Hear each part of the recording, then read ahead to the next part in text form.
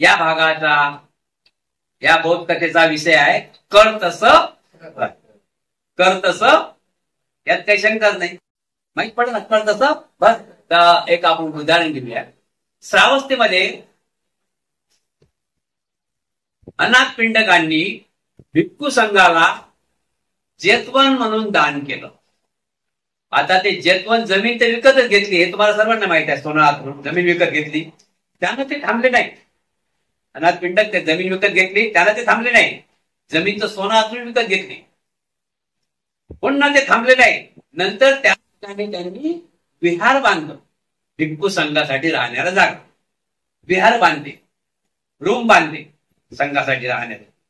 तेवढ्या थांबले ते, आणि ते बांधून सुद्धा त्यांनी त्या भिक्खू संघाचे निवासस्थान आणि विहार बांधलं. त्याचं म्हणजे काय म्हणते ओपनिंग, उद्घाटन सुद्धा त्यांनी स्वतः केलं. आणि नंतर तथागत भगवान गौतम बुद्धांच्या हातावर म्हणजे भिक्खू संघाला बोलावून तथागत भगवान गौतम बुद्धाच्या हातावर भिक्खू संघाच्या हातावर सोन्याच्या झारीतून पाणी टाकून ते संघाला दान केलं.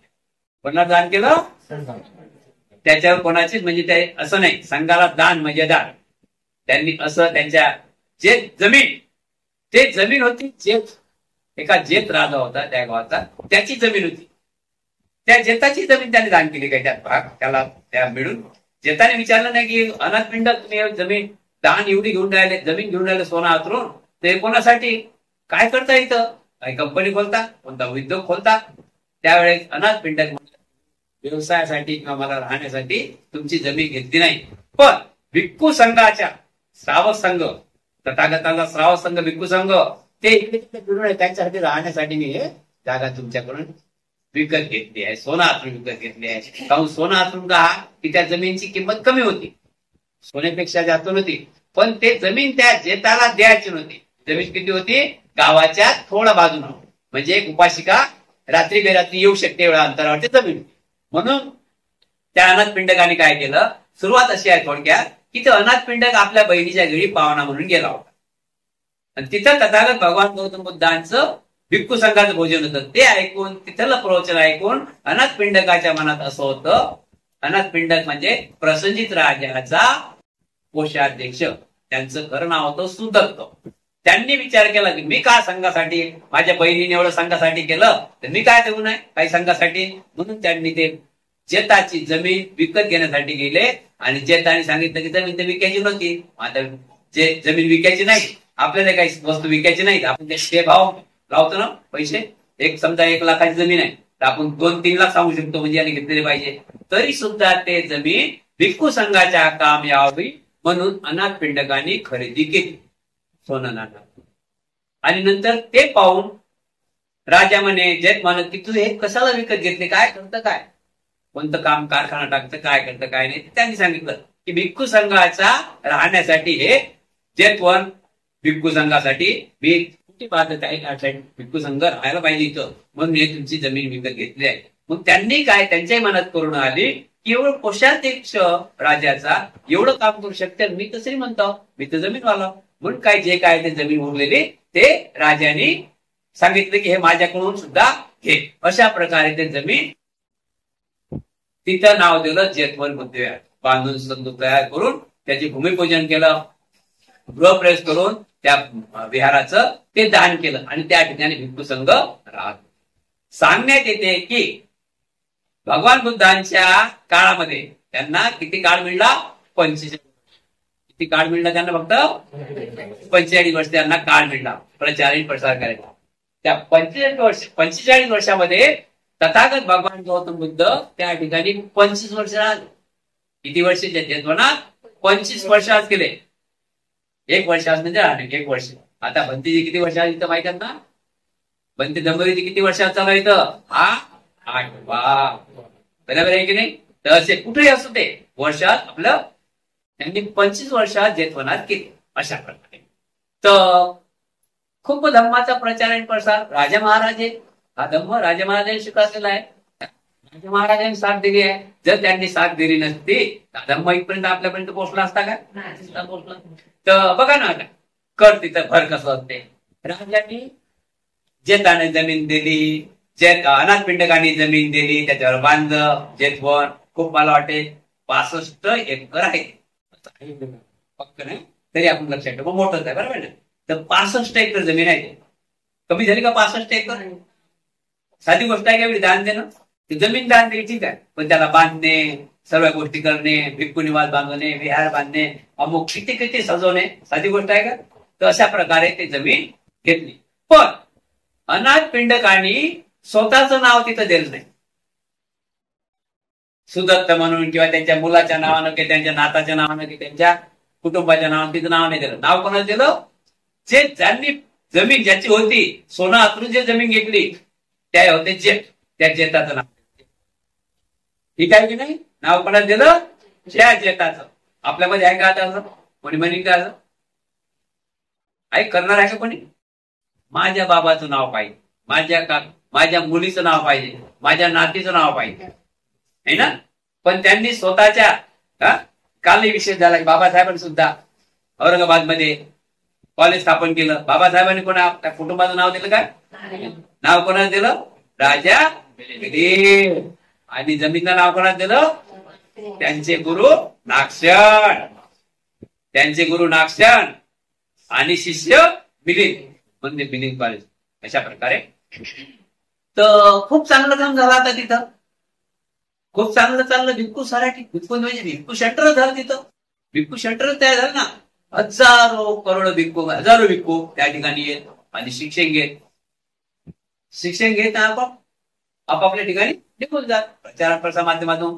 तर अशाच प्रकारे आणि बुद्धाने सांगितलं होतं आमचा जो काय आजही बंदी जो काय आहे का फक्त पाण्याची वाट या विहारात बरं आहे ना. भिक्षापात्र घेतलं, भिक्षा मागितली खाल्लं, भिक्षापात्र घेतलं, भिक्षा मागितलं खाल्लं, बरोबर आहे की नाही. तर अशा प्रकारे संघामध्ये असा नियम आहे, आमच्या संघामध्ये नियम आहे की तथागताने सांगितलं तुम्ही चिवर घेतलं, इथं काही खजाना नाही, तुम्हाला भिक्षा मागून खावा लागेल.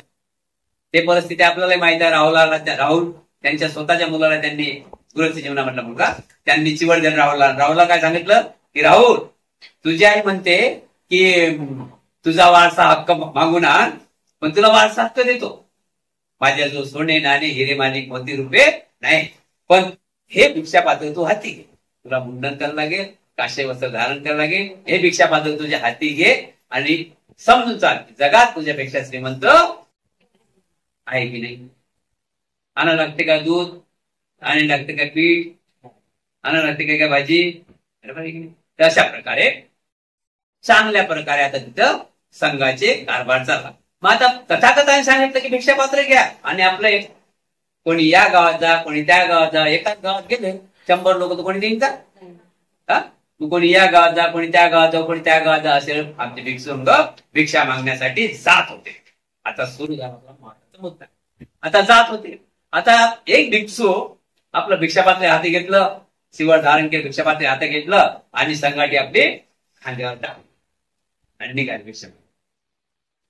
तर तिकडून त्या गावातून बरक्या गावात जावं लागते ना, तिकडून त्या गावातून एक पारधी 4-5 कुत्रे घेऊन आला. कुत्रे शिकारीचे तो घेऊन चालला रानात.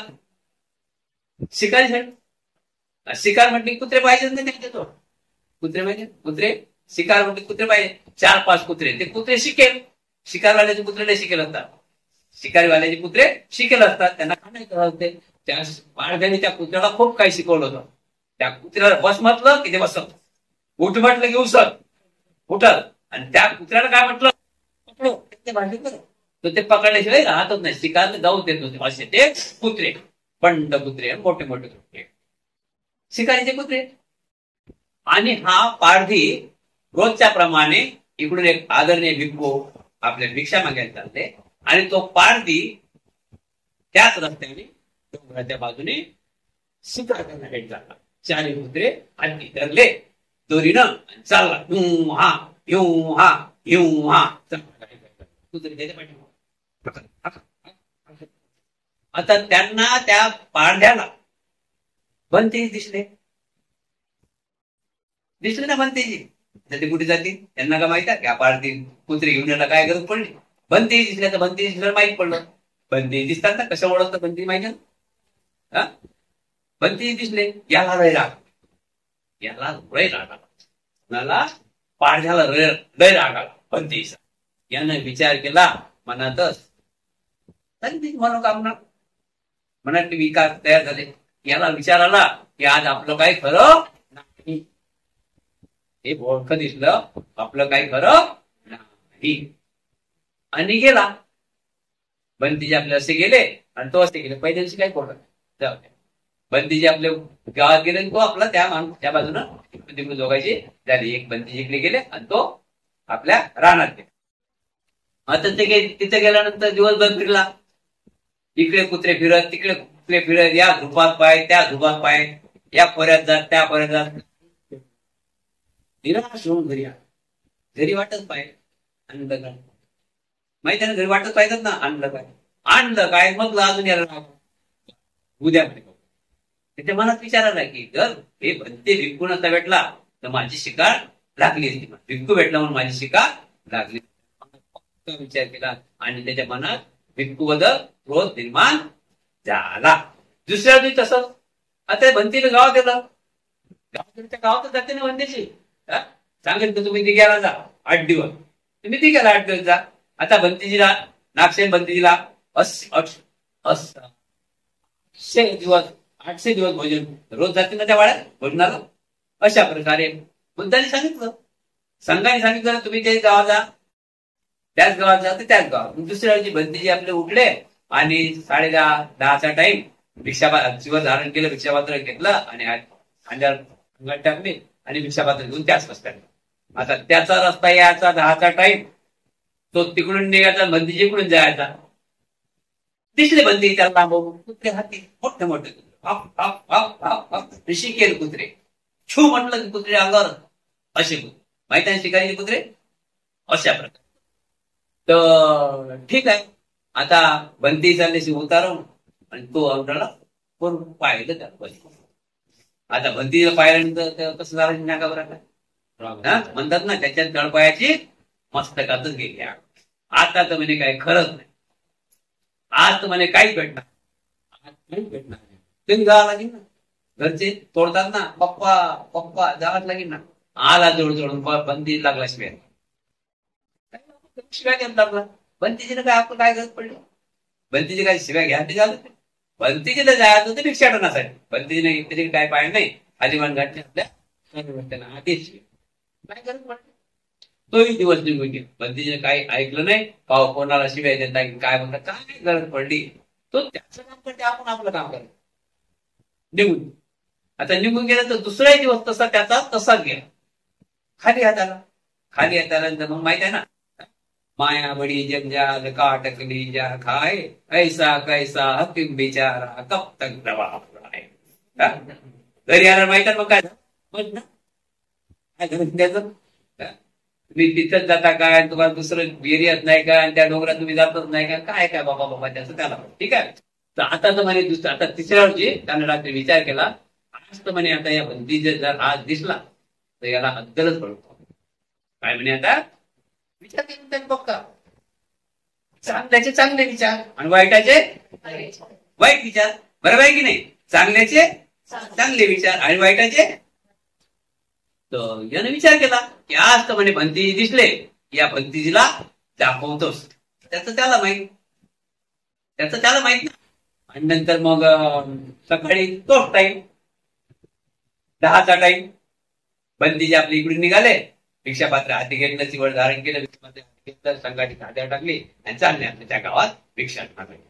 11-12च्या अंतर भिक्षा मागवलं. तर यानं पाहिलं नाही, त्याचा याचा योग झाला. यानं पाहिलं की आजही बंती दिसले, आजही म्हणे बंती दिसले. आता तर म्हणे या बंतीचं कामच काढलं. समजलं काम काढलं. ठीक आहे. मग थांबा म्हणे मोठमोठ्यानं कळला कुठल्याला. बंती असे चालले तो इकडून आला. थांबा आज तुम्हाला दाखवतो, तुम्हाला तो दाखवतो, आज तुम्हाला दाखवतो. भाषेत दाखवतो. आणि कुत्र्याला हुच्छू कुत्रे हा उड्यात मार, पकडो त्या कुत्र्याला त्याच्या भाषेत कुत्रे उड्यात मार, असं उड्यात मार त्याला खेचत कोणावर धावण्यासाठी, भिक्खूवर धावण्यासाठी. त्यांना सांगितलं ना, इसको पकडो ते उड्यात मार. हा काही सोडे बंदी लांब होते ना, बंदी लांब होते ना, लांब लय लांब होते म्हणजे नाक्यावर हा काय कुत्रा सोडे ना. याला असं वाटलं की आपण जवळ आलो, जवळ जाऊ, कुत्रे सोडून दे म्हणजे यांचं काम तमाम.